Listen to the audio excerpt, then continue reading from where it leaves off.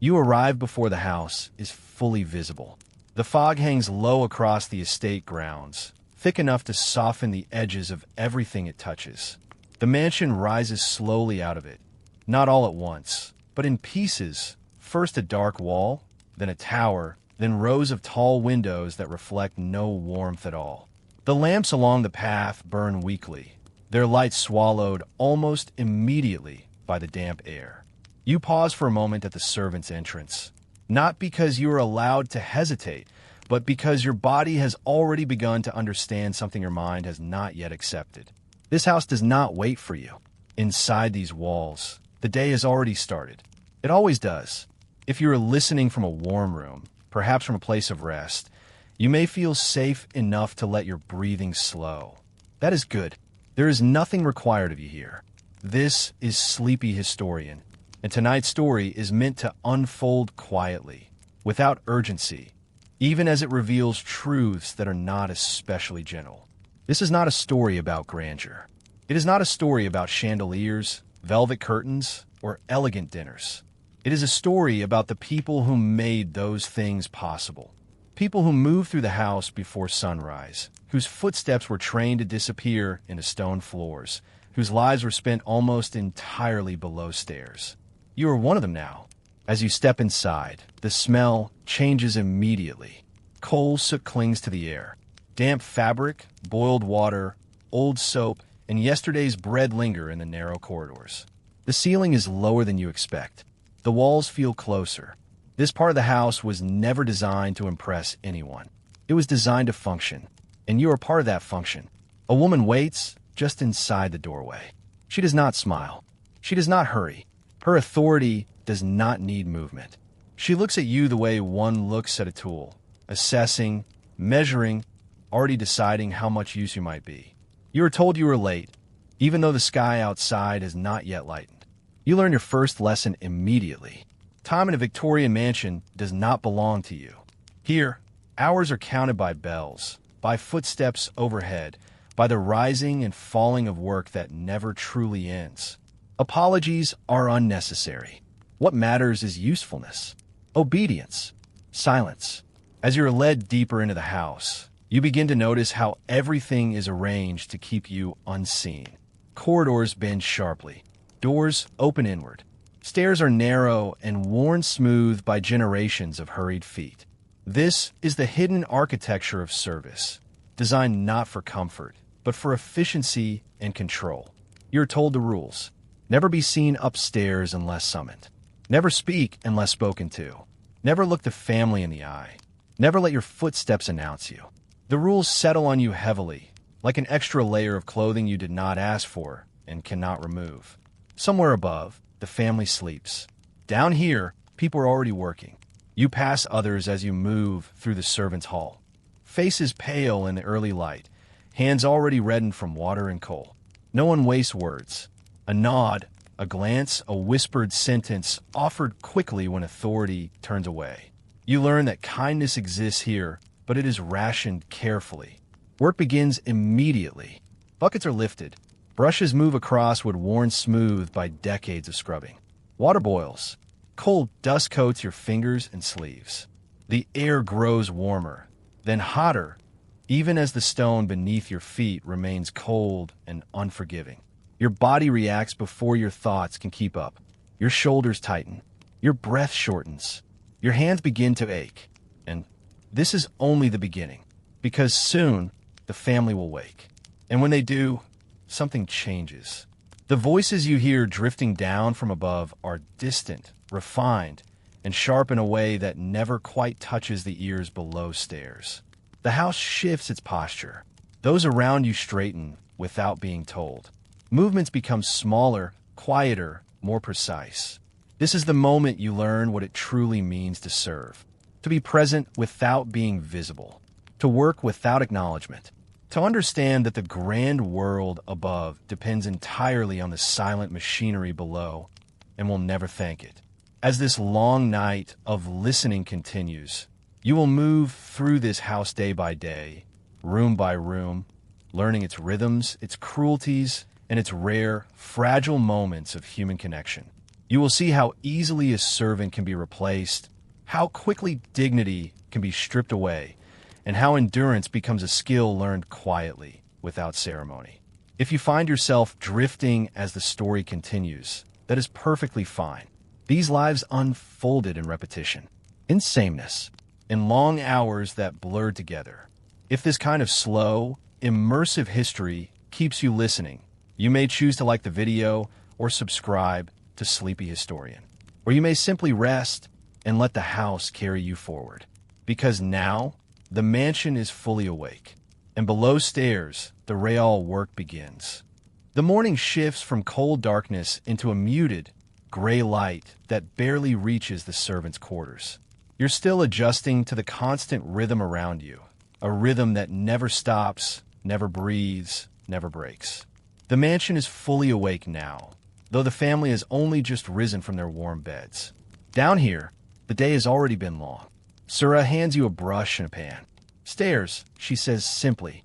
You nod, understanding immediately. One task ends, another begins. The Victorian mansion is an organism, and servants are its blood, always moving, always circulating, never allowed to clot or slow. You scrub the servant staircase first, short steps, worn smooth by years of hurried feet. Your fingers sting as cold water bites through the thin fabric of your sleeves. The soap is harsh, leaving tiny cracks on your knuckles. You brush until the wood looks nearly polished, even though you know the family will never see this part of the house. Good, Sura murmurs, inspecting your work with a small nod. One word, but from her, it means more than a compliment. It means you belong here, at least for today. She leads you next into the main back hallway, where Talik is repairing a loose banister. The hallway is lined with portraits of pale-faced ancestors, staring down with judgmental eyes. Their gazes feel heavy, like invisible supervisors ensuring you don't dare rest or hesitate. You'll polish these frames soon, Talik says with a grin as he tightens a screw. Be gentle. The master says they're worth more than all of us combined. You don't know whether he's joking. Neither does he. Nanook rushes by, balancing a tray of freshly polished shoes. 12 pairs, each arranged with impossible precision. You notice the way his hands tremble slightly. Not from fear, at least not entirely, but from the speed expected of him. Boot room's all you, he says quickly as he passes you. Sura wants the mud scraped before breakfast bell. Scrape mud from dozens of boots. Refill coal scuttles. Sweep stairways. Check every fireplace. And somehow never fall behind. You dive into your tasks. The mud is caked thick. Victorian streets are a mix of horse manure, soot, and rain-soaked dirt. The smell is sharp and earthy. You scrape quietly, working the stiff bristles. Try not to breathe too deeply. Behind you, footsteps echo. Calic, the butler, stands in the doorway. His uniform is immaculate. Black coat, silver buttons, crisp white gloves. His posture is so straight it could serve as a measuring rod. He surveys your work without expression. You'll polish the family's boots later, he says. But for now, you learn the rhythm. You nod, try not to look intimidated. The house must be ready before they descend, he continues. Every fireplace lit, every hallway swept, every curtain opened, every table set. By the time they appear, the world must look effortless. He steps closer. That is the servant's great art, he says quietly. To make impossible labor vanish before the eyes of those who will never understand it. You feel the truth of that settle into your bones. Breakfast approaches. You hear it in the shifting movements around you. Cloth rustling, trays clinking, boots tapping. Servants sweep by with urgency, but never speed. Speed makes noise, and noise is disgrace. You follow Calic into the dining room. It's stunning. Gold trim, tall windows, crystal chandelier shimmering even in weak morning light. A long mahogany table sits at the center, polished so perfectly it reflects the room like a dark mirror. You help set the table. Every plate must align within a fingertip's width. Every glass must shine like frozen light. Every utensil must be placed with geometric precision. Calic nods once when you finish. Hide now, he says. You blink. Hi, He gestures to a small alcove near the service door. Servants do not intrude on meals. You stand, you wait, you disappear.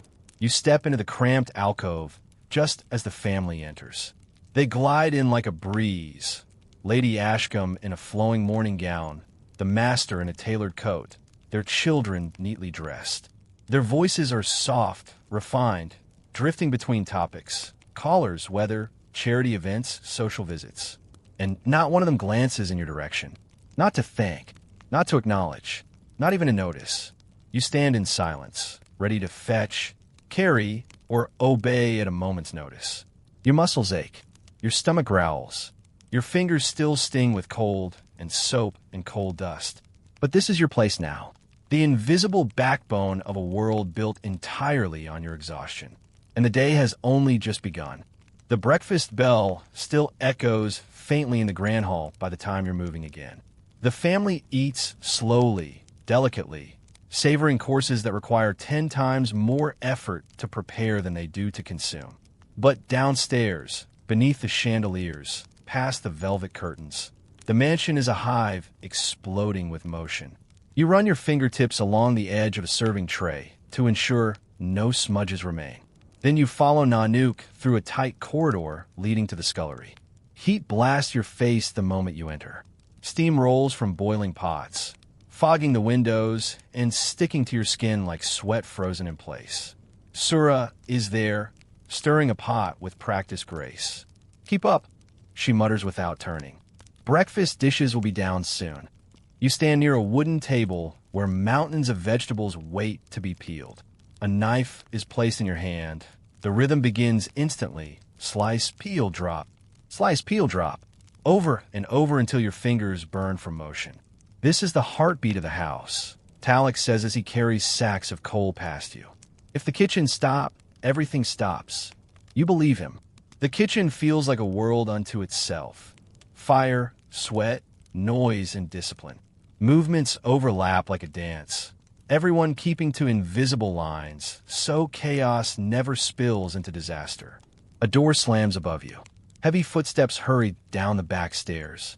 Then the doors burst open as a mountain of dishes arrives, stacked high, still warm, still dripping with gravy. Nanook groans. Already, Sura thrusts a cloth at him. Less groaning, more scrubbing. You join him, plunging your hands into a basin of hot water so full of lye it stings instantly. Grease swirls, silver clinks, and the pile somehow grows even as you work. The mansion isn't quiet for a single heartbeat. Above you, the children drag chairs. Somewhere else, the master calls for his boots. A maid rushes past shouting for polish. A bell rings, sharp, metallic, summoning a servant immediately. And then another bell rings. And then another. Calix's voice cuts through the noise. Everyone move. Drawing room needs tending. You dry your hands and follow him up a narrow staircase barely wide enough for one person. The mansion transforms once you step into the grand floor. Everything brighter, cleaner, and impossibly vast. The drawing room feels like a museum. Plush furniture, golden frames, heavy drapes tied back with braided cords. Sunlight pours through the windows in pale sheets, catching on floating dust you were expected to eliminate before it ever dares settle. The morning routine here is sacred, Calix says. Fire must be stoked, ashes removed, cushions fluffed, carpets swept. He kneels with elegance, tending the fireplace without spilling a single drop of ash. You watch carefully. Even fire behaves differently for him. You try copying his movements. Ashes rise in a soft gray cloud. Calix's eyes flick toward you, sharp but calm. Slow, he murmurs. Sweep as if the world is watching. Because the family is watching from outside the door, if not with their eyes. As you clean, you notice Lady Ashcombe's perfume still lingers in the room. Lavender and rose, faint but unmistakable. You imagine her crossing the carpeted floor effortlessly, unaware that someone has knelt exactly where you're kneeling now, sweeping up the remnants of the fire she enjoys. Nanook enters carrying a mop bucket, shoulders tense from exhaustion. The nursery's next, he whispers to you. Brace yourself. Those children, terrifying. Sura appears behind him with fresh towels. "Don't fill the boy's head with fear," she scolds lightly. Then she turns to you. "But yes, the nursery is lively." Calic straightens, dusts off his gloves, and nods. "Come, you'll learn the upper routines." You follow him up the grand staircase. The one servants are never allowed to ascend while the family is awake unless summoned. Every step feels heavier, as though the air expects obedience. The nursery door is slightly ajar. Inside, toys are scattered everywhere. Wooden soldiers lying in defeated poses, dolls resting face down, building blocks like tiny hazards. A governess stands in the center of this chaos, arms crossed, expression tight. "You're the new one," she says without greeting. "Pick up everything. And be quick. The children return from their morning walk soon." The words land like cold stones. You kneel again, gathering toys in neat piles, stacking blocks, smoothing bedclothes. Every surface must shine. Every wrinkle must vanish. Every toy must sit in the exact place it belongs. You wipe sweat from your forehead. You catch your breath. You move faster. Then you hear footsteps in the hallway. Light, skipping, careless. "The children," Calic whispers. The governess nods. "Stand by the wall. Hands behind your back. Eyes down." You obey. The children burst in, laughing, shouting, dropping coats and hats in a careless heap. Not one of them looks at you. Not one even seems aware you exist. You are part of the walls now. Part of the furniture. Part of the unseen choreography that keeps their world spinning without a single wobble. This is the truth of the Victorian mansion. The more you work, the less they notice. The deeper we travel into the soft-lit corridors of the medieval palace, the more the world outside seems to fade into nothing but a cool, distant whisper.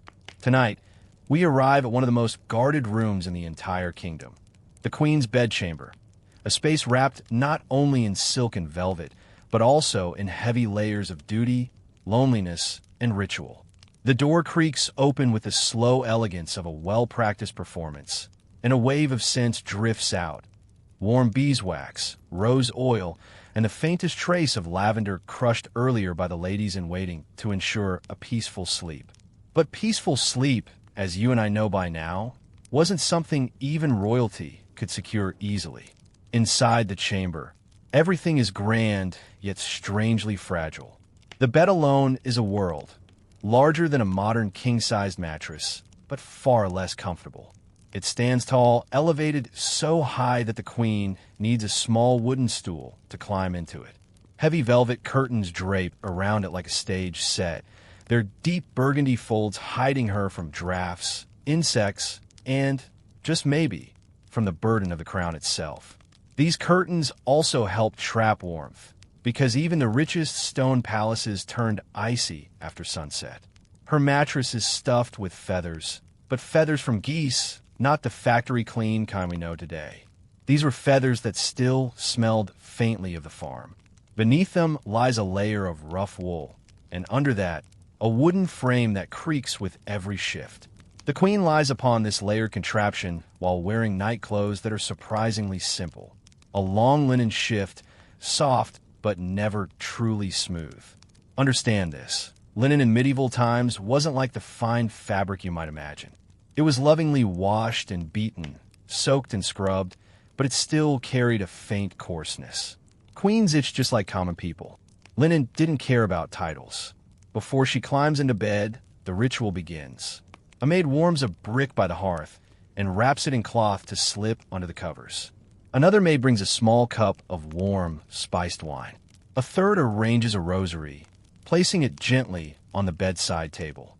The Queen nods to each of them with the kind of subtle, distant grace that comes from years of being watched, measured, and expected to perform dignity like a second language. Finally, the room quiets as the handmaidens retreat behind the wooden screen. They are meant to sleep nearby in case the Queen needs anything, but we know what that really means. Another layer of supervision. Privacy was a luxury no Queen ever truly had. The candlelight flickers across the carved beams above, and the cool air forms a faint haze around the edges of the room.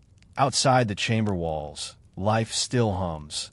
a guard shifting his weight, a dog barking in the courtyard, a distant murmur of servants finishing their final chores of the night. Yet here, inside this heavy curtained world, the queen closes her eyes and battles the same silent enemy that haunts everyone in this world we're exploring: restlessness. Her thoughts are like shadows drifting along the stone walls. She wonders if the king will visit tonight. Sometimes he arrives unannounced, sometimes not at all. The ritual of sleep becomes a ritual of waiting. She thinks of the day's court politics, the quiet betrayals whispered behind jeweled fans, the expectations placed upon her womb, the pressure to produce an heir, the fear of falling sick during the winter months. Even queens feared waking up coughing in the night. She thinks of her ladies in waiting, each one technically a friend, though none of them truly are. She thinks of her mother, far away. She thinks of God. She thinks of nothing.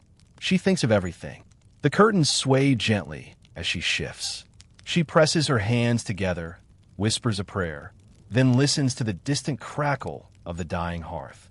Some nights, she counts her breath the way monks do, anything to fall asleep, because tomorrow she must wake early again, dressed, prepared, sewn back in her public self.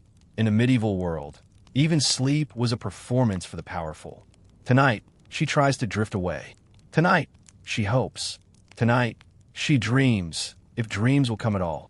As the queen drifts toward uncertain sleep behind velvet curtains, the palace beyond her chamber begins a different kind of awakening. Midnight in a medieval castle is not silent. It is simply quieter, softer, more hidden. The world of royalty slows, but the world of servants begins its nocturnal rhythm. Let's slip down the corridor, our footsteps light as dust, and descend the narrow, spiraling staircase lit by iron sconces. The air grows cooler and denser here, carrying the scent of damp stone, tallow, and the faint musk of old wood. These are the back corridors, passageways nobles rarely walk through, but servants know as intimately as their own breath. At this hour, the night servants take over, a small, often invisible army responsible for the castle's quiet survival until dawn. Their tasks are simple but endless: tending the fires, checking the lamps, sweeping embers, fetching water, preparing early breakfast breads, listening for the slightest disturbance in the chambers above. Most of them sleep in odd, cramped places: tiny alcoves near the kitchen, narrow wooden platforms under stairways, straw pallets in shared dormitory rooms. Comfort is not something they expect. Warmth is a luxury. Privacy is non-existent. Yet, for many of them, these halls feel like home. Tonight, we follow a young scullery maid named Marion as she carries a stack of freshly washed linens toward the queen's outer chamber. Her wool dress scratches her skin. Her apron smells faintly of lye. She is only 16, with a round, tired face and fingers wrinkled from endless scrubbing. Her job is humble, but her access is extraordinary. She enters rooms that common townsfolk could never dream of seeing. As she climbs the steps, her candle flickers, casting trembling shadows on the stone. She moves quietly, partly out of respect, partly out of fear. Servants in the wrong place at the wrong time can lose their positions, or worse. She pauses outside the queen's door, listening. Silence. Good. She sets the folded linens on a small bench, making a mental note to replace a frayed sheet tomorrow. She cares about such things. Someone has to. Then she slips away again, her footsteps padded, her breath soft. Further down the hallway, a pair of guards share whispered conversation to stay awake. Their armor creaks softly as they shift. One complains about the cold seeping into his boots. The other worries about the next tax levy. Even protectors of the realm have their petty troubles. But it is the servants' quarters that reveal the castle's truest heart. In a small room near the kitchen, the night cook kneads dough by candlelight. His strong forearms glisten with flour dust. The kitchen around him is warm, one of the few places in the castle that stays comfortable through the night. Copper pots hang above his head, reflecting the dance of flames. A pot of broth simmers in the corner, its aroma thick and comforting. In another corner of the castle, Two laundry women sit by a dying fire, mending clothes with stiff fingers. They talk in low voices about the queen's gown tearing during supper, about rumors whispered among the nights, about someone's cousin falling ill during winter. Their talk is soft, ordinary human. Perhaps the most haunting part of this midnight world is the great hall, now empty and vast. The long wooden tables stand bare except for a few forgotten crumbs. The fire in the hearth is low but still warm, casting a reddish glow like the slow heartbeat of the castle itself. A lone servant sweeps the stone floor, the sound echoing softly like brushing wind. He is young but already stoop-shouldered, not from age but from exhaustion. The castle by night is a place of shadows, yes, but not of fear. It is a place of effort, a place where unseen hands keep the world turning. Without these servants, the ones who sleep too little, work too much, and breathe in the silence while the rest of the castle dreams, the kingdom would crumble. As dawn approaches, a pale light begins to creep into the high windows of the corridor. Marian returns with a bucket of warm water for the queen's morning washing. Her eyelids droop, but she walks with purpose. Morning is coming fast, and the day's work will be longer still. Kings and queens may rule the land, but servants keep it alive. Before the sun fully rises, the castle is already stirring, though not the parts bathed in velvet and gold. It is the servant halls that wake first, rousing in a groggy chorus of footsteps, hushed voices, and the scrape of wooden bowls. And you, walking among them, feel the reality of their world settle over your skin like the chill of dawn. The air is cold enough to make your breath visible. Somewhere in the distance, a rooster calls, its voice muffled by thick stone walls. But down here, the morning begins not with bird song, but with the clatter of pails, the thump of boots, and the low grumble of men and women who haven't slept enough, because servants rarely do. Their day always starts before the nobles. Always. And breakfast is nothing like the feast served upstairs. You stand in the doorway of the servants' common room, a plain, low-ceilinged space with soot stains on the beams and a dirt-brown draft creeping under the door. Rough wooden benches line the center, already crowded. The air holds a blend of porridge steam, damp wool, and the sharp scent of ashes from a hearth. A pot of barley porridge sits warming over the fire. It's thin, barely salted, meant to fill stomachs rather than delight them. Beside it is yesterday's bread, now tough as bark. A few jugs of watered ale rest on a table, used only because the well water sometimes carries illness. A young kitchen boy named Tom ladles porridge into bowls with the speed of someone who knows he has 3 more hours of work before the rest of the castle even wakes. His hands are red from scrubbing pots all night. His eyes are half open, yet he moves with practiced rhythm. Marian, the same scullery maid you followed last night, sits hunched on a bench, blowing on her porridge. Her fingers are cracked from the cold, stitched with tiny cuts from kitchen knives and splintered washboards. She eats quickly, not out of hunger, but out of necessity. Servants are always racing time itself. Across from her, the old laundress, Ellen, rubs her stiff joints while sipping warm ale. She jokes softly about her age, claiming she's become more bone than woman, but the weariness in her eyes gives away a deeper truth. Years of service grind down even the strongest souls. The cook enters next, stretching his back with a wince. Even at dawn, his apron already smells faintly of flour and smoke. He grabs a crust of bread and eats it in 3 bites. He'll work until dusk without stopping. What strikes you most is the hierarchy. Even here, even among the servants themselves. Higher-ranking servants, chief cook, steward's assistants, ladies' maids, sit closest to the fire, where the warmth is strongest. Lower-ranking workers, scullery maids, stable boys, errand runners, sit near the cold walls. No one questions this. It's unwritten law. The atmosphere is strangely calm. Not cheerful, but peaceful in the way routine work can be. Bits of conversation float through the air. Did you hear the Queen's cousin is visiting next month? I pray he doesn't bring more dogs. The kennels are already full. Snow's coming early this year. My boots have holes again. The steward wants the hall swept twice today, twice. Their voices hold fatigue, but also community. Shared labor binds people. It creates a family forged from necessity. Yet beneath it all is an unspoken understanding. None of them eat until the nobles are fed. None complain within earshot of their masters. None expect rest. None expect fairness. Their lives are service, nothing less, nothing more. As you observe them, you notice how quickly they finish their meal. They don't linger. They don't stretch out the moment. Every second wasted is a second punished later with more work. Within minutes, benches scrape backward, bowls are returned, aprons tightened, boots fastened, tasks resumed. The kitchen maids rush toward the great ovens to begin kneading dough. The stable boys hurry to the courtyard, where horses snort clouds of warm breath into the frosty air. The chambermaids ascend the servant staircases, ready to lay fires and open curtains before their ladies stir. The castle is waking, but the servants were awake long before. As the first true light of dawn spills through narrow windows, you feel a strange ache. This breakfast, this small, simple, hurried meal, reveals everything about their world. Duty before hunger, work before warmth, service before self.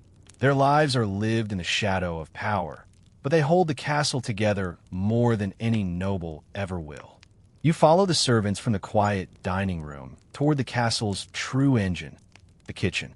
It lies deep in the belly of the building, closer to the cellars than the halls where nobles dine. The difference is immediate. Up there, meals appear effortlessly, in silver dishes carried by gloved footmen. Down here, the truth is raw, loud, and blisteringly hot. You step through a low-arched doorway into chaos. The kitchen is already roaring alive. Fires crackle inside, 3 stone hearths large enough for a grown man to stand inside. Iron pots hang from hooks, bubbling, steaming, hissing. Bread ovens glow like the mouths of lions. Knives clatter against wooden boards. Water boils in great cauldrons, filling the air with warm fog that sticks to your cheeks and eyelashes. This is no peaceful workplace. It is a battlefield of heat, motion, and discipline. Marion, the scullery maid, rushes past you carrying a stack of blackened pans almost as wide as her body. She stumbles slightly, but keeps moving. She must clean all those pans before the main cooking begins. The cook's temper is short, and lateness is never tolerated. The head cook, a broad-shouldered man named Farnham, stands like a general in the center of the room. His voice booms orders. More onions, and be quick about it. Stoke the fire. No, not that one, the left hearth. Where's the butcher's boy? We need those chickens gutted now. He moves with purpose, eyes constantly scanning. The entire staff orbits around him. Despite his gruff tone, you see flashes of surprising gentleness. Adjusting a trembling maid's grip on a knife, quietly asking an older worker if her back is hurting today. This is a man who knows that if he loses even one member of his crew, the whole system collapses. A butcher's boy pushes a wooden cart past you. On it lies several plucked chickens, pale and limp. Beside them, a pig's head, its eyes glazed, mouth hanging open. The boy catches you staring and shrugs.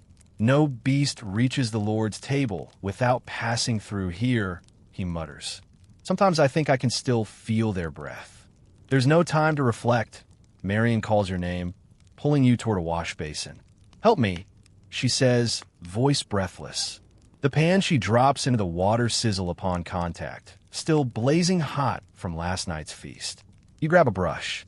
Instantly your fingers sting. The handle is warm, slippery with grease. Marion scrubs like someone fighting for her life. This is the worst part, she whispers. The soot finds its way into your clothes, your hair, even your dreams. Nearby, Ellen the laundress leans over a table where linens are being folded for the Lord's breakfast service. She smooths each crease with stiff, swollen fingers. White cloth, she says, is the cruelest of all. It shows every flaw, every stain, every mistake. All around you, the atmosphere is shifting. The noble family will wake soon. That means breakfast service must begin now. The kitchen transforms instantly. The fire under the porridge pot is stoked. Eggs are cracked into shallow pans. Slices of yesterday's bread are placed on iron griddles. Herbs are chopped, parsley, thyme, rosemary, releasing fresh green scents that cut through the heavy smells of smoke and fat. You notice the precision, the coordination. Every servant knows their task intimately. There's pride here, not the pride of luxury like the nobles upstairs, but the pride of survival, the pride of competence. A pride that comes from knowing that nothing in this castle would function without them. Still, there's weight too. You feel it pressing into you, the cost of this life. Hands blistered before dawn, sweat dripping into eyes, voices hoarse from shouting, spines bent from lifting, sleep never long enough, food never plentiful enough, recognition never given. And yet, there's a strange beauty in their unity. You feel it most when Farnham calls. Ready yourselves. The nobles expect breakfast in 15 minutes. The entire kitchen snaps into motion as one organism. Trenchers are arranged. Bowls are filled. Lids clatter into place. Footmen line up, waiting to carry trays upstairs. The kitchen quiets for one brief second. That's when you feel it. A shared breath, a collective moment of alignment between every worker here. Then the flurry begins again. This is the unseen labor behind every polished silver platter, behind every feast, behind every noble smile. The truth hits you hard. The servants feed the kingdom, but the kingdom barely sees them. The corridors leading to the noble chambers are quiet now, deceptively so. As you walk alongside Marion, your fingers brushing against the cold wood paneling, the contrast between this world and the kitchens becomes sharper. Upstairs, velvet curtains sway, scented wax burns, and the soft rustle of silk signals waking royalty. Down here, in these passages, the servant's world is measured in steps, whispered instructions, and unseen effort. The lady's chamber is a kingdom in miniature. Gilded mirrors reflect the early morning light streaming through tall windows. Rugs are thick, polished to a sheen, absorbing every footstep. The fireplace gurgles with a controlled warmth, its mantel bedecked with porcelain and small trinkets that could cost a laborer a year's wages. And every object must be perfect, dust-free, aligned, gleaming. Marion moves like a shadow, her movements deliberate and precise. She pulls a feather duster from the corner and begins a careful sweep across the surfaces. You follow, aware of the weight of her concentration. Every tilt of the wrist matters. One misplaced speck of dust could mean hours of scolding or silent correction from the housekeeper. Never underestimate how much they notice, Marion whispers. Her voice barely rises above the crackle of the fire. They expect perfection always. You glance at the large bed, its silken canopy folded back just so, the sheets drawn tight. Even now, the linens must be inspected, smooth tucked. You run your fingers over the folds, feeling the coldness of the fabric against your skin. It is not comfort, it is ceremony, preparation, ritual. As you turn to the dressing table, Marion instructs on the arrangement of jewelry and brushes. Nothing out of place, she says. They may smile at you, but they see everything, and they expect obedience. Her tone carries no bitterness, only a quiet, seasoned realism. These halls have taught her lessons the world beyond the castle cannot imagine. From the adjoining wardrobe, you pull the noblewoman's morning gown, a rich silk embroidered with delicate patterns of gold thread. The weight of it in your hands feels both extravagant and oppressive. This is clothing that commands attention, that speaks of privilege and power. But to you, it also represents the invisible labor required to maintain appearances. Ironing, polishing, arranging, it is all done by hands like yours. As you dust the silver brush handles, your thoughts wander to the servant's breakfast downstairs. The aroma of barley porridge, the heat of the kitchen fires, the sweat and fatigue, all invisible to those who will dine on a feast and walk away without a second glance. You realize that upstairs, every gilded detail, every polished surface, every perfectly aligned trinket is a monument to their labor. You begin to see the castle not as a palace of nobility, but but as a cathedral built on silent endurance. Suddenly, the quiet is pierced by a soft cough. Marian's eyes flash toward a shadow near the curtains, the lady herself, now awake. The noblewoman smiles faintly, her morning beauty perfected by soft candlelight and careful attendance. She does not see you. She does not need to. Your presence is only acknowledged by the invisible correctness of your work. Every movement, every adjustment is a demonstration of skill and discretion. To be noticed is dangerous. To be unseen is survival. You straighten the last cushion, smooth the gown, and step back. The room looks flawless. The light catches the gold embroidery, gleaming like liquid sun. You inhale sharply, aware that moments like this are fleeting. Soon, the chamber will be filled with movement again. Maids, valets, hairdressers, all performing tasks you will help oversee. The rhythm of service is constant, unbroken, demanding precision at every turn. Marian whispers one last instruction. The quiet is our friend. Step lightly, act swiftly, and remember, we exist only to make their world perfect. Never forget that. As you exit the room, the chill of the hallway greets you again. You feel a strange mixture of pride and exhaustion. Pride for the skill required to maintain this delicate perfection. Exhaustion from the relentless, unending labor. Upstairs, life continues oblivious. Downstairs, you carry the weight of unseen worlds. For a servant, every polished surface, every meticulously folded linen, every dust-free mirror is not merely work. It is survival, identity, and silent artistry all rolled into one. And in this world, to serve well is to endure. You move through the hallways, each step careful, almost silent, like a ghost in someone else's world. The castle's corridors are a labyrinth of polished oak and marble, each turn revealing yet another challenge of invisible labor. These hallways are deceptively quiet, but you know better. Every echo, every whisper is a reminder of the hierarchy that governs life here. The walls are lined with portraits of stern ancestors, eyes following your every move. Their painted gazes seem to judge your work before you even reach the chamber. You tighten your back and adjust the hem of your apron, instinctively aware that the castle is full of eyes, some real, some imagined. A sudden creak under your boots startles you. A steward emerges from a doorway ahead, eyes sharp, lips pursed. He measures you in silence, evaluating posture, alertness, and readiness. You feel your stomach tighten. In this world, being watched is not unusual. Being judged is constant. A simple misstep can cascade into hours of labor correcting perceived faults. Marian leads you to the main hall, the artery of the castle. Morning light floods through stained glass, casting colored patterns across the marble floor. It is beautiful, almost magical, but for a servant, it is also a battleground. You must navigate this space with precision. Valets rush past with silver trays. Chambermaids carry hot water. Footmen hustle oversized candelabras to the dining room. One wrong movement, and a tray could topple, or a candle could spill. Instant disaster. As you step lightly past the great staircase, you hear whispered instructions from unseen voices. "Hurry with the fires," says one maid to another. "The count will be down in 10 minutes.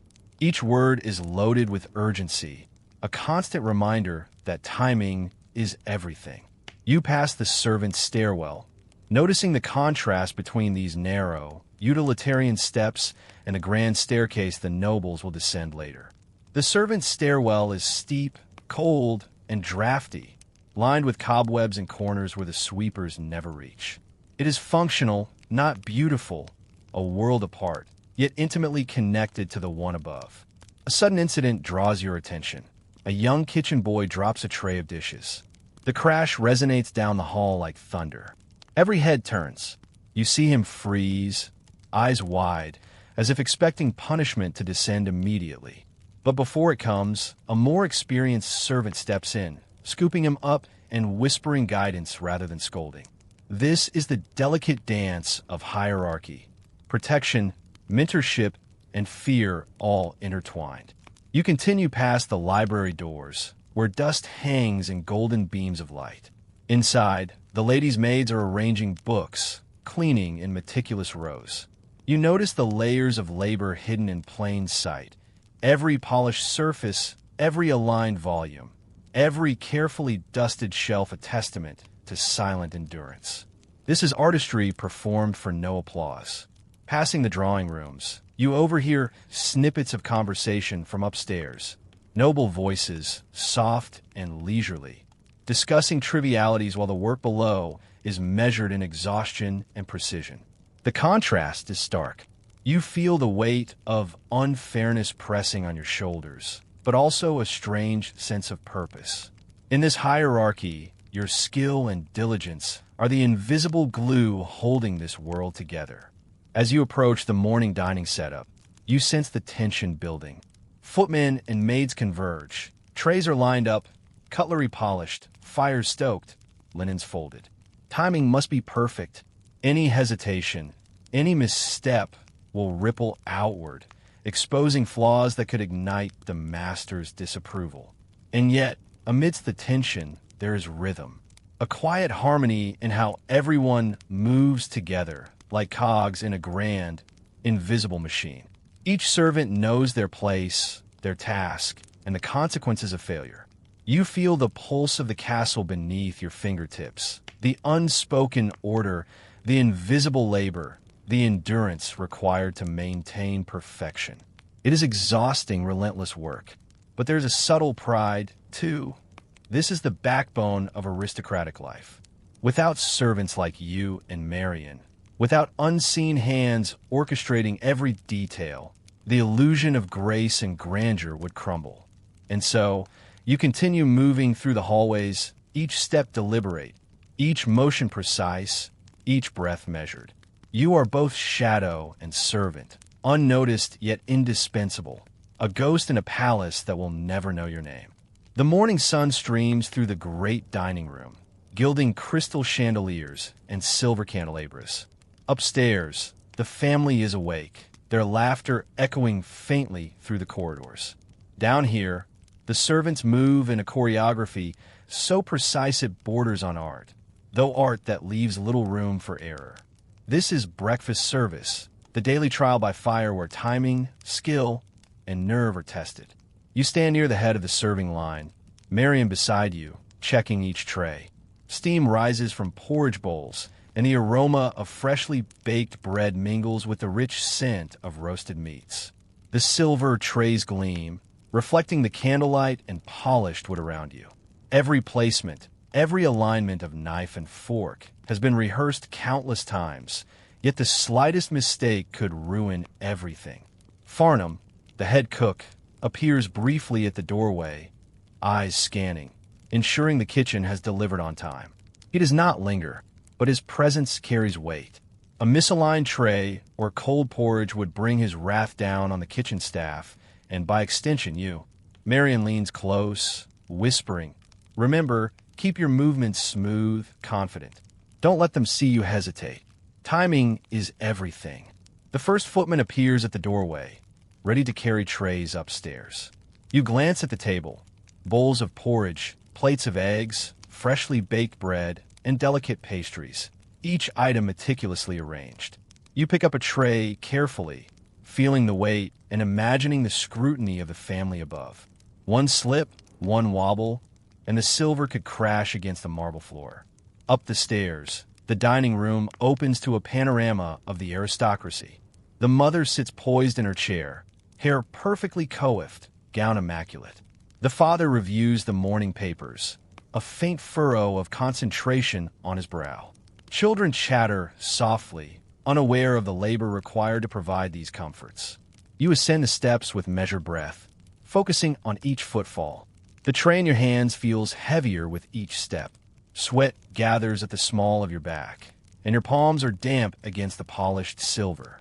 You pause for a heartbeat at the top, aligning yourself with the table, and then begin the delicate process of placing each item exactly where it belongs.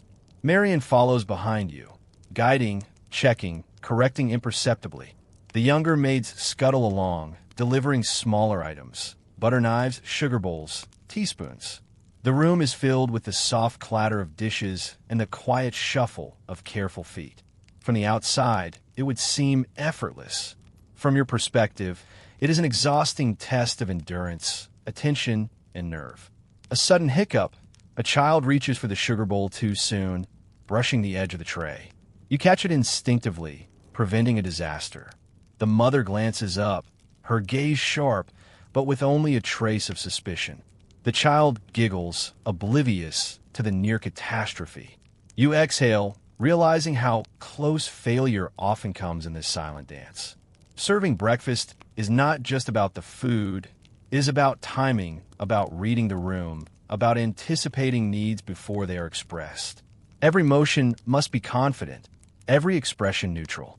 You have learned to mask exhaustion, to suppress hesitation, to move like a shadow that fulfills the family's desires without calling attention to itself.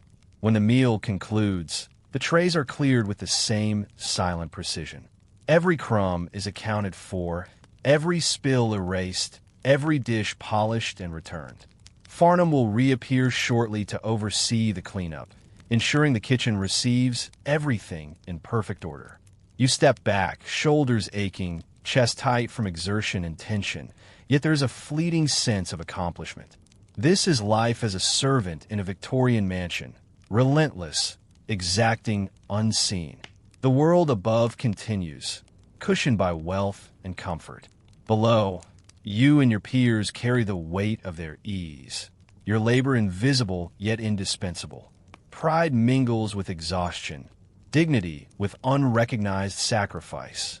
Every day repeats the cycle, every moment demanding skill, endurance, and silence. You catch Marian's eye across the room. She gives a slight nod, a quiet acknowledgement of shared survival. In this world, that nod is recognition enough. And as the family retreats from the table, satisfied and oblivious, you return downstairs, already preparing for the next round of invisible work. The mansion does not pause, and neither can you.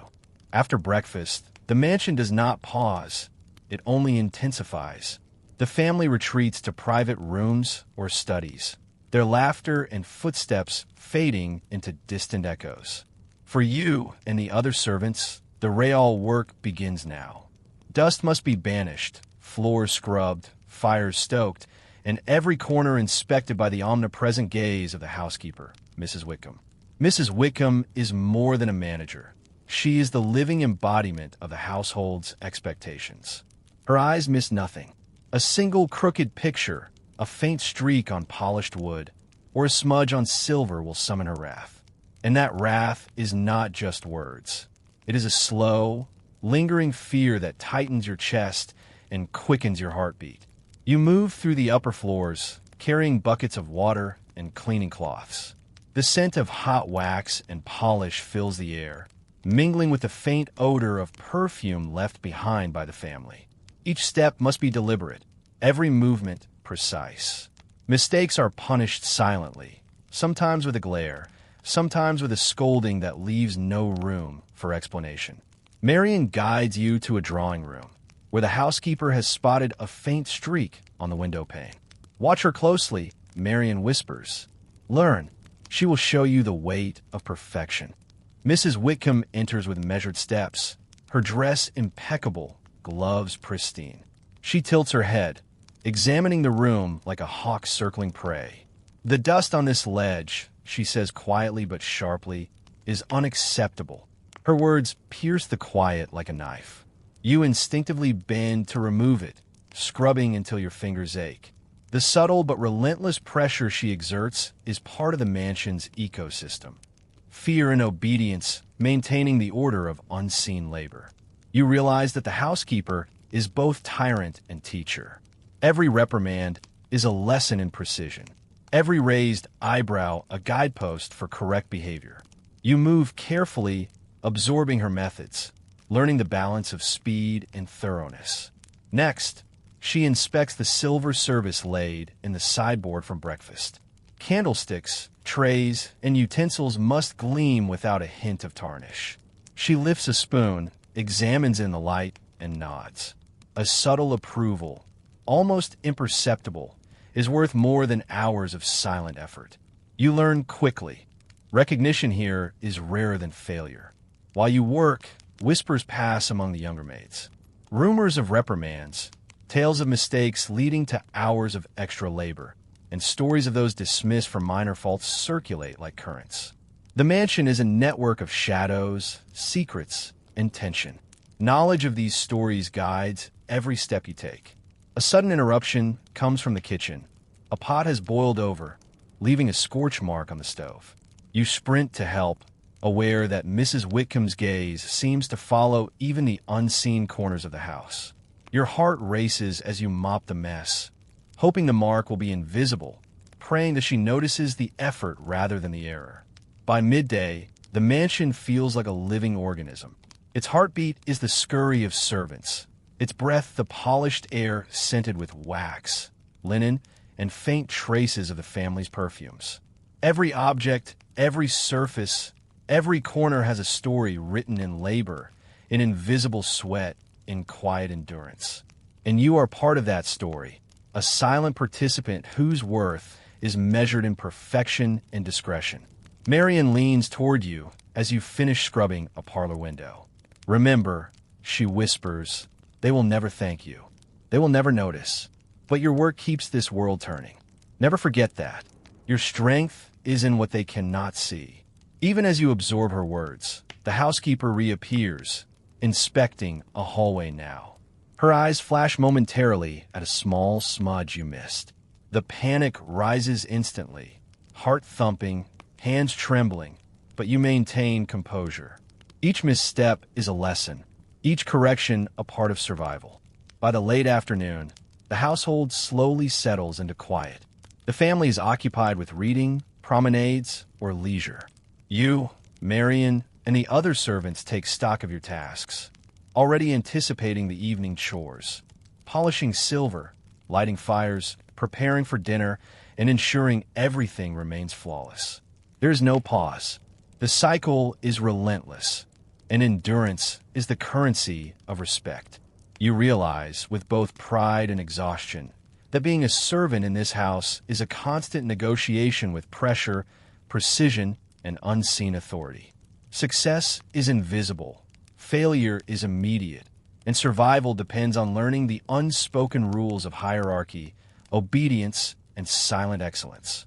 This is the mansion's hidden truth, a world of elegance and grace built on the relentless, meticulous, and invisible labor of those who must move quietly through shadows.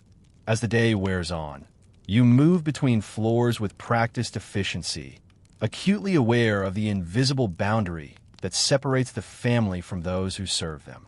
Upstairs, the world is soft, plush carpets, embroidered drapes, and polished wood. Downstairs, the halls are utilitarian, echoing with the constant shuffle of feet, the low hum of conversation, and the quiet sighs of exhaustion. You pause briefly at the top of the servants' stairwell, listening. The lady of the house is receiving guests in her drawing room. Their laughter spills faintly through the walls, a delicate sound that highlights the stark contrast of your reality. You adjust the apron at your waist, suppressing any reaction. To show longing, frustration, or fatigue is dangerous. It marks you as human, vulnerable, and therefore imperfect. Marian catches your glance. Remember, she whispers, they cannot see us. Not truly. Our work must be invisible. Our presence only in perfection. Her voice is calm, but there is steel beneath the surface. A reminder that survival here is not just about labor, but about restraint, discipline, and subterfuge. You move quietly to a guest chamber to prepare for afternoon visitors. The room is vast, carpeted in thick patterns, sunlight spilling across lace curtains. Dust must be banished, silver polished, fires stoked to the perfect warmth, and windows wiped until the glass reflects the trees outside without distortion. One misaligned chair or poorly smoothed blanket could draw the ire of the family or the visiting elite. Inside the room, you encounter the subtle tensions of hierarchy among the servants themselves. A younger maid hesitates over the placement of a vase, and the scullery girl's eyes dart nervously toward the door. Marion steps in, giving a quick correction, not a scolding, but a gentle adjustment, teaching both precision and confidence. In this house, mentorship is often silent, subtle, and life-saving. From the hall, you hear a muffled complaint from a visiting noble. Perhaps the room is too warm, perhaps too cool, perhaps the drapes hang unevenly. The complaint is trivial, yet in the servant's world, it is catastrophic. You hold your breath, remembering the lessons of earlier reprimands, adjusting the fireplace fender and smoothing a crease in the carpet with exacting care. The family above rarely acknowledges the labor required to meet these fleeting standards, but you and your fellow servants feel every ounce of exertion. Time flows in patterns dictated by the household. The servant's work does not coincide with natural rhythms of hunger or fatigue. You eat only when a brief pause allows, wash only when the family permits. Every moment of rest is stolen. Every movement, carefully timed, is a negotiation between necessity and discretion. As the afternoon wanes, the housekeeper emerges once more, her footsteps sharp on the polished floor. She inspects each room with the precision of a hawk. The tiniest imperfection is noticed: a smudge, a dusted corner missed, a cushion slightly off-center. Each observation is a reminder of the invisible chain binding you, the unspoken rules of obedience, and the relentless pursuit of perfection. A sudden incident breaks the tension. A guest child knocks over a teacup. The crash echoes through the room, startling everyone. You move instantly, retrieving the cup before the break can spread. Marion whispers a quiet instruction, guiding your hands, and the child remains unaware of the near disaster. The family smiles, oblivious to the hidden chaos. This is the paradox of your labor. The more seamless it appears, the more intense its demands. By late afternoon, your arms ache, your back protests, and your mind cycles through exhaustion, tension, and relief. Yet you cannot slow. Dinner preparations loom. Candles must be lit, the family's attire attended to, and every room readied for another round of scrutiny. The mansion is a clockwork of human endurance, and you are a gear in its mechanism. You glance at Marion, who offers a fleeting smile, a recognition of the shared struggle. In her eyes, you see what cannot be spoken: pride in skill, resilience in hardship, and the unbreakable resolve required to navigate the world above without faltering. Upstairs, the world is soft and ornate. Downstairs is a battlefield of subtlety, precision, and endurance. And you are alive in both, a silent witness to the mansion's truth. Evening falls over the mansion, bathing the high ceilings in warm golden light. Shadows lengthen across the polished floors, and the family begins to descend from the upper rooms, their voices carrying faintly through the halls. For you and the servants, this is the moment of truth, dinner service. The culmination of a day spent in silent labor, a test of coordination, timing, and nerve. The kitchen is a whirlwind. Pots clang, fires roar, and the smell of roasting meat mingles with the sharp tang of herbs. Farnham oversees everything, his expression a mix of authority and barely contained irritation. Timing, he snaps, everything on time. No excuses. His words, though brief, hang in the air like heavy snow, adding weight to every motion. You move along the line of preparation, checking dishes, ensuring garnishes are perfectly placed, tasting sauces, and confirming that every plate leaving the kitchen meets the exacting standards. Sweat prickles at your brow despite the chill from the kitchen stove. Every decision, every gesture has consequences. Marion whispers instructions as you work. Carry yourself as if invisible, but move like a shadow with purpose. Never hesitate, never falter. Watch the head footman. He'll cue the moment to move. You nod, absorbing the rhythm, letting instinct and training guide your hands. Downstairs, the dining room gleams. Candles are lit, silver polished to a mirror sheen, and the table set with flawless precision. Every napkin folded, every glass aligned, every chair in perfect placement. The family descends, their footsteps echoing softly against the polished wood. They expect nothing less than perfection, yet rarely acknowledge the immense labor required. The head footman signals. Trays are lifted. You balance steaming plates of soup, tender cuts of meat, and delicate pastries, moving as if gliding across ice. Your heart pounds in your chest, not from exertion alone, but from the knowledge that a single misstep could shatter the illusion of effortless service. A child reaches for the wrong dish. Instinctively, you intercept, sliding the plate to the correct spot with a subtle flick of the wrist. The child giggles. The mother glances up briefly, satisfied, unaware of the near disaster averted. Such moments define life below stairs, invisible triumphs, unnoticed by those above. The family engages in conversation, clinking glasses, their laughter light, careless. Yet behind that veneer of elegance, every servant moves with precision, anticipating the next need. A sudden request, fresh water for the guests, a warmer plate for the soup, tests your ability to act without hesitation. You respond instantly, moving with fluid grace, balancing trays and smiles alike. The housekeeper appears, inspecting without comment, her presence a silent audit of your performance. You feel the familiar tightening in your chest, but you suppress it. Every breath, every gesture is controlled, perfected through countless repetitions. The invisible standards she enforces are higher than any family expectation. As dinner progresses, subtle crises erupt. A spill narrowly avoided, a plate replaced just in time, a candle repositioned to avoid dripping wax on the tablecloth. Each moment requires vigilance, agility, and calm under pressure. Mistakes are not an option. Survival in this world is measured in flawless execution and silent endurance. Finally, the last course is served, the meal concluded. You and Marion begin the delicate process of clearing the table, polishing silver, stacking dishes with care. Farnham inspects from the doorway, nodding slightly, a rare acknowledgement of work well done. Relief courses through your body, mingling with exhaustion. The family retreats, unaware of the countless small triumphs that ensured their comfort. Standing in the now quiet dining room, you catch Marion's eye. A fleeting smile passes between you, a silent recognition of endurance, skill, and survival. In this house, such acknowledgement from a peer is more valuable than praise from those above. You step back, breath trembling slightly, aware that the night is not yet over. Fires must be maintained, rooms inspected, and preparations for the next day quietly set.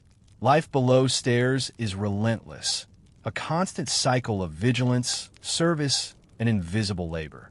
And yet, in this rhythm, you find purpose, resilience, and a quiet pride that those above could never comprehend. As the family retreats to their private chambers, the mansion exhales. The clinking of dishes fades, the laughter and conversation from the dining room dissipates, leaving a vast, hushed expanse. But below stairs, the work is far from done. For you, Marion, and the other servants, evening means the continuation of vigilance, the preparation of fires, the polishing of floors, and the careful inspection of every room to ensure nothing is left undone. The first task is the hearths. Fires must be maintained, not merely for warmth, but for comfort, illumination, and the illusion of effortless domestic perfection. You carry coal in a metal bucket, the heater rare but fleeting relief against the chill that seems to permeate every corridor. Sparks jump, landing momentarily on the polished wood, making you flinch, but the rhythm of shoveling and stoking soon takes over. The fire roars to life, filling the room with warmth and flickering shadows. Marion moves beside you, checking the alignment of the logs and the cleanliness of the hearth. A fire is a servant's honor, she murmurs. It must never falter, never smoke, never betray the labor behind it. You nod, understanding that this is more than superstition. It is a creed, a reflection of discipline, and a measure of skill. Next, you tackle the floors. Polishing wood with wax is a labor of patience and precision. Every stroke is calculated, ensuring even shine without streaks. Every surface gleaming under candlelight. The smell of wax is pungent, clinging to your fingers, mixing with the faint perfume residue of the family. You work silently, listening for the faintest creak of the floorboards above, a sign that someone may be wandering, evaluating, or about to enter unexpectedly. Meanwhile, other maids dust high shelves, inspect draperies, and tidy bedrooms. The house becomes a living organism, every servant a heartbeat in the body of the mansion. One misalignment, one smudge, one forgotten corner could bring the sharp gaze of the housekeeper upon you. And yet, despite exhaustion, despite aching muscles and calloused hands, you maintain precision. Because here, perfection is survival. A sudden incident occurs. A vase, previously unnoticed, teeters on the edge of a shelf. You leap instinctively, steadying it with a hand that trembles only slightly. Marion glances at you, a flicker of pride in her eyes, though the words remain unspoken. Small victories like this sustain you, invisible triumphs that the family above will never see, yet are vital to your endurance. By late evening, the mansion is hushed but for the occasional creak of wood and the soft crackle of fires. You move through corridors, inspecting every door, window, and surface. Candles are refilled, mirrors wiped, and the faintest dust removed.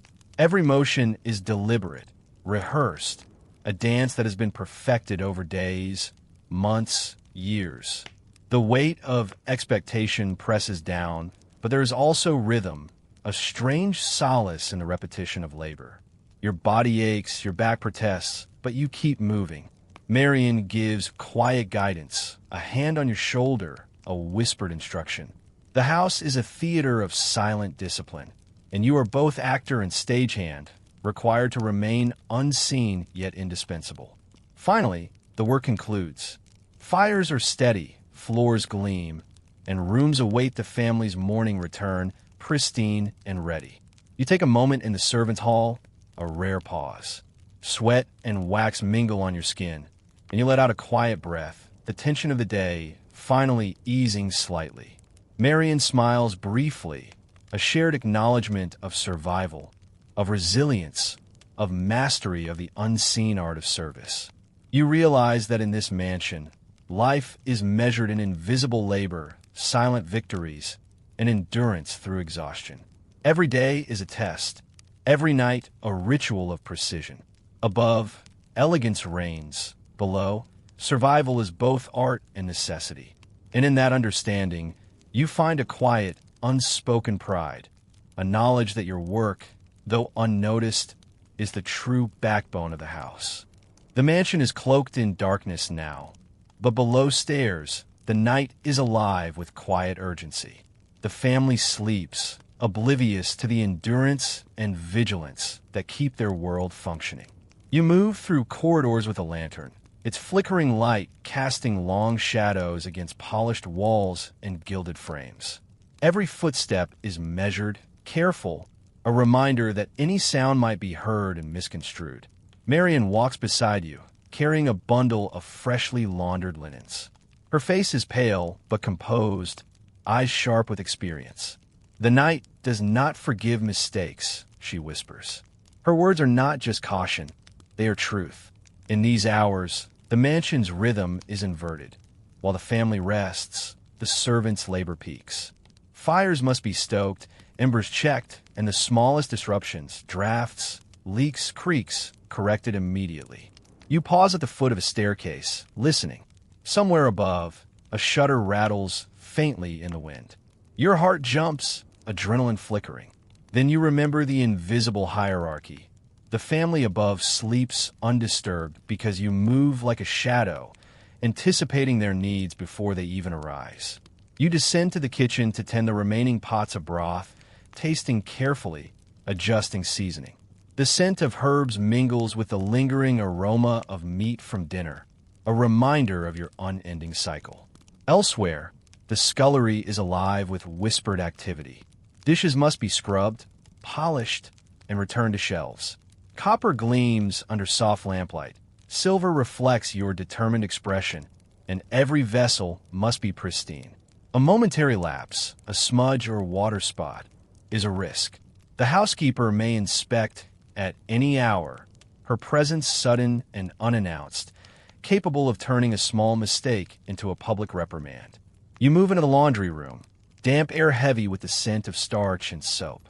Sheets, tablecloths, and uniforms demand attention. Each fold must be precise, each garment smooth, wrinkle-free. Fatigue presses on your limbs, yet you continue, the rhythm of hands folding, pressing, and stacking becoming almost meditative. Every motion is deliberate, rehearsed, an echo of countless nights like this. Marion pauses to check on you.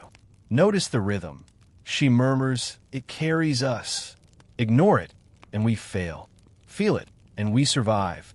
Her hand briefly rests on your shoulder, a rare gesture of connection in a world defined by invisible labor and stoic endurance. You nod, focusing on the pile of freshly starched napkins, and continue. A sudden noise, creaking floorboards above, alerts you. You freeze, lantern poised, eyes scanning shadows. No one emerges, the sound fading as quickly as it came.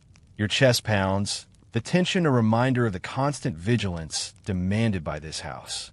Sleep is a luxury, exhaustion is a companion. Yet in this relentless cycle, a strange clarity emerges.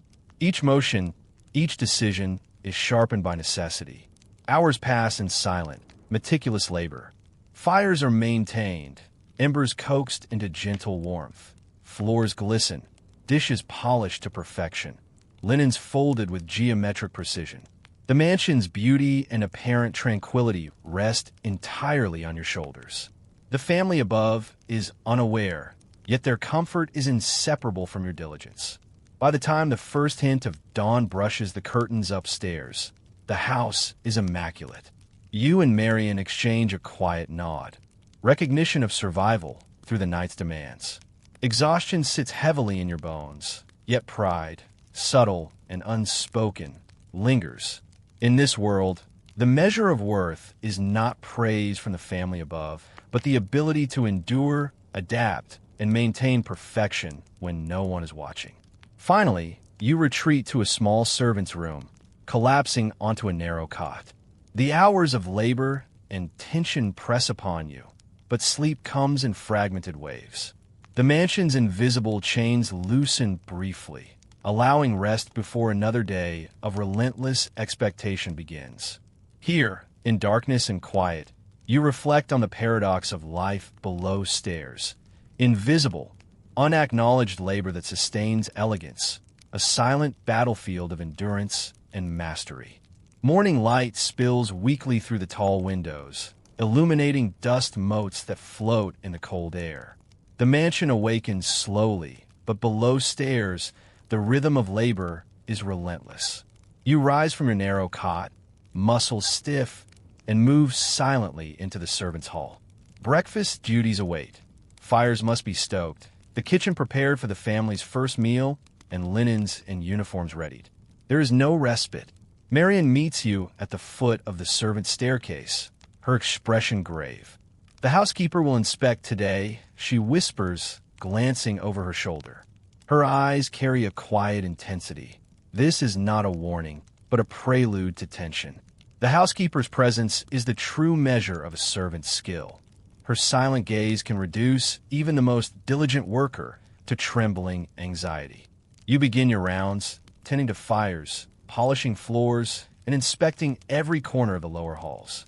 The family above stirs, their footsteps soft and oblivious. The smell of fresh bread from the kitchen mingles with the lingering scent of coal and wax. Every motion you make is precise, rehearsed. Any lapse, a smudge on silver, a crooked chair, a misaligned candlestick, could be seized upon. The housekeeper arrives with quiet inevitability. She is a figure carved from authority and sharp perception, her eyes scanning the room like a hawk. You feel the familiar tightening in your chest as she steps through the doorway, her boots clicking softly against the polished floor. Her presence magnifies every small error, every slight imperfection. She moves methodically, inspecting fireplaces, floors, silverware, and linens. You and Marion follow silently, hands clasped behind her back, eyes downcast. A misaligned silver tray, a minor imperfection, elicits a sharp intake of breath from the housekeeper. Your pulse quickens. She moves on, her gaze unwavering, and you silently breathe again, relief mingling with lingering tension. In the kitchen, the demands multiply. Fires must be maintained at perfect heat for breakfast, pots arranged just so, and ingredients precisely portioned. The family expects eggs cooked exactly as requested, tea brewed to perfection, and every tray brought to the table with impeccable timing. You taste sauces, adjust seasonings, and move with a fluid grace, guided by instinct honed over countless mornings. Meanwhile, Marion supervises younger staff, correcting mistakes with whispered instruction. Watch the edges, she murmurs. The housekeeper notices everything. The room is a symphony of movement and silent tension. Every clink, scrape, and hiss carries weight. You realize that this house, beneath its elegance, operates on a system of precision, fear, and unspoken rules, an intricate ballet with life or death stakes for anyone below stairs. A sudden slip, water spills from a kettle, pooling on the polished floor. Instinctively, you step forward, cloth in hand, absorbing it before it reaches the housekeeper's path.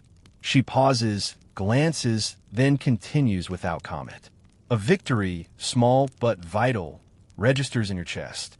Survival here is measured not in praise, but in avoidance of blame. Breakfast is served, the family seated, oblivious to the silent orchestrations that delivered their comfort. You carry trays, balance plates, and move with perfect synchronization, every gesture precise. Eyes flick to the housekeeper periodically. Her satisfaction is subtle, a nod, a faint lift of her eyebrows.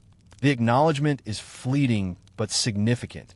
It validates the night's labor, the precision of the morning, and your ability to endure pressure. After the family retires, you begin the cleanup, polishing silver, stoking fires, and checking every room once more. The housekeeper remains in her office, reviewing records, but her shadow lingers, a reminder that discipline and expectation never fully leave. You feel the weight of the mansion settle on your shoulders, both oppressive and oddly sustaining. By midday, tasks are complete, and there is a brief pause. You and Marion exchange a glance, a silent recognition of resilience, of surviving the scrutiny and the relentless demands. In this world, mastery is measured not by praise, but by the ability to endure, to anticipate, and to perform flawlessly when unseen. Below stairs, life continues, a cycle of labor, observation, fear, and quiet triumph.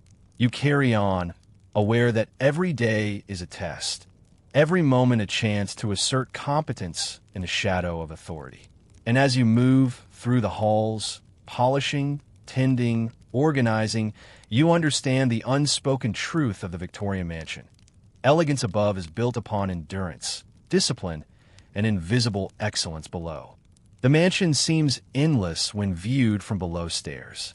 Hallways twist and turn like veins. Doors lead to kitchens, pantries, and storage rooms, and narrow passages hide staircases that connect the vast estate. Today, your task is to navigate the hidden corridors, delivering messages and supplies while remaining unseen. The family above is unaware of the maze beneath their feet, yet every movement here ensures the house functions seamlessly. You grip the worn railing of a narrow staircase, lantern in hand, its light flickering over the faded wallpaper and polished wooden banisters. The air smells faintly of wax, dust, and a lingering perfume of the family's morning rituals. Your footsteps echo softly, but the corridors are a living entity, creaking, sighing, reacting to every step. Each sound is calculated, measured. One misstep could betray your presence. Marion glides beside you, her movements fluid and confident. She is your guide, through this labyrinthine underworld, teaching you the rhythm of shadows, the timing of footsteps, the subtleties of silent communication. Listen, she whispers, tilting her head. You pause. From above, faint laughter drifts down, the family's voices insulated by walls and floors. Below, the mansion exhales a sigh of history, architecture, and labor. Your first delivery is to the nursery. A basket of clean linens, freshly laundered, must reach the chamber before the morning nurse arrives. You move quickly but silently, navigating narrow hallways and steep steps. A slight slip on polished wood sends your pulse racing. You regain balance, heart hammering, and continue. The nursery door creaks as you push it open, revealing the neatly arranged crib and soft light filtering through lace curtains. The linens are set with precision, and you retreat, leaving no trace of your passage. Next is the pantry, where morning provisions await preparation. Shelves must be inspected, jars dusted, and ingredients arranged according to the meticulous system imposed by the cook and the housekeeper. You work alongside Marion, moving quietly, their whispered guidance reminding you of the precise order required. Flour atop, spices aligned, meats carefully wrapped. One misalignment could disrupt the kitchen's efficiency or earn the housekeeper's ire. As you navigate a seldom-used corridor leading to the servants' laundry, you notice the hidden details of the mansion. Narrow panels concealing storage spaces, small trapdoors for discreet communication, and rope pulleys for transporting supplies between floors. Each mechanism speaks of decades of adaptation, of servants' ingenuity, a secret world layered beneath elegance. You touch the polished wood, tracing the grooves worn by countless hands, feeling a connection to those who walked these paths before you. A sudden sound, a door above slamming, startles you. You freeze, heart racing, imagining the housekeeper's sharp gaze detecting your shadow. But Marion's calm presence steadies you. The house listens, she murmurs. We move with it, not against it. You inhale, letting the rhythm of the mansion guide you. Step by step, passage by passage, you continue, learning the intricate ballet of invisibility and function. By mid-morning, the deliveries are complete, the corridors inspected, and hidden corners checked. Yet the weight of the mansion's expectations lingers. You realize that beneath the grandeur and elegance lies a relentless demand for endurance, skill, and discretion. Every shadow carries responsibility. Every unseen step is a testament to survival, and every successful passage reinforces the delicate balance of the servant world. Finally, you pause in a small alcove hidden from sight. The air is cooler here, tinged with dust and the faint scent of coal from the basement below. You rest briefly, feeling the strain in your muscles and the ache in your shoulders. In this hidden passage between tasks and demands, you grasp the truth. Life below stairs is a constant negotiation with the house itself, a negotiation of skill, patience, and silent determination. You exchange a glance with Marion, who offers a faint, knowing smile.